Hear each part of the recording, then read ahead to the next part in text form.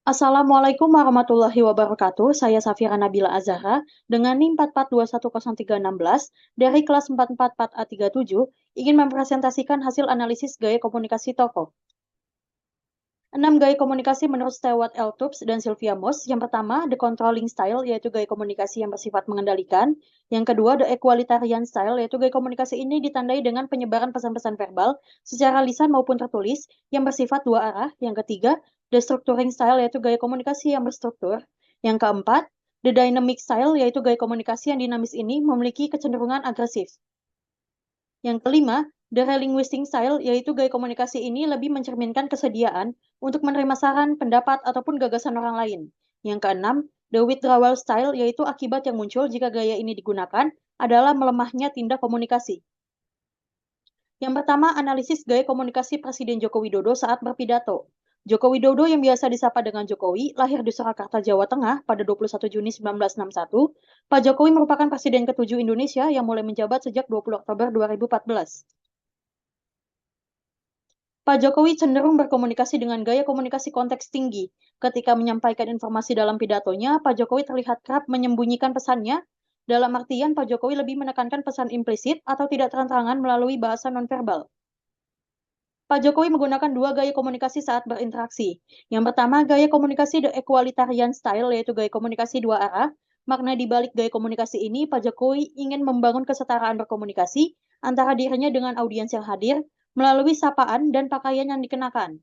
Yang kedua, gaya komunikasi the structuring style, yaitu gaya komunikasi terstruktur. Adapun makna di balik gaya komunikasi ini, sebagai komunikator, Pak Jokowi berkeinginan untuk mempengaruhi publik melalui pesan politik yang sudah dikemas sedemikian rupa.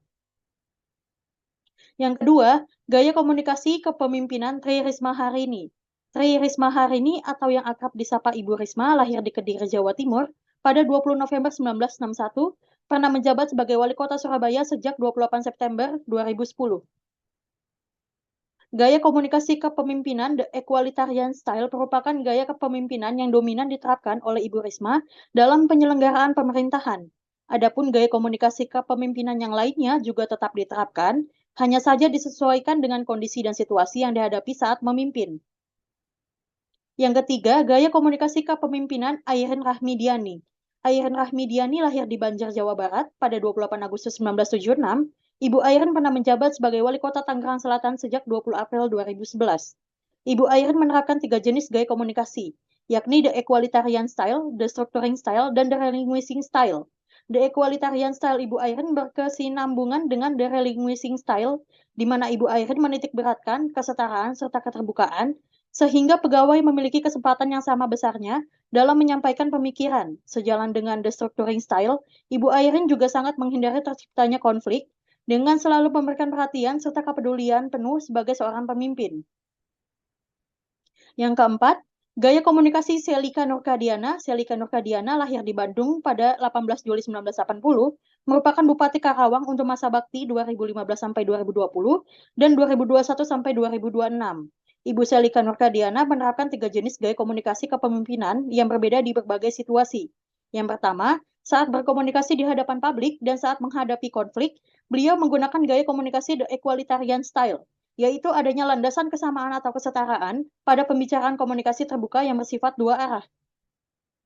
Yang kedua, pada saat mengajukan pertanyaan, beliau menggunakan gaya komunikasi kepemimpinan the controlling style, ditandai dengan Ibu Selika memotong pembicaraan untuk mengajukan pertanyaan dengan bersifat mengendalikan keadaan.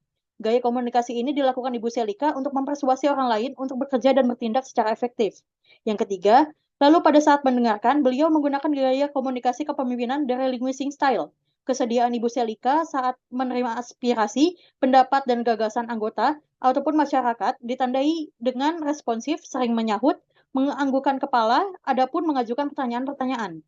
Kesimpulan, dari beberapa tokoh yang telah dirangkum, gaya komunikasi yang sering digunakan oleh tokoh-tokoh yang telah dijelaskan yaitu gaya komunikasi the equalitarian style, the structuring style, dan the relinquishing style. Sekian presentasi dari saya, kurang lebihnya mohon maaf. Terima kasih. Wassalamualaikum warahmatullahi wabarakatuh.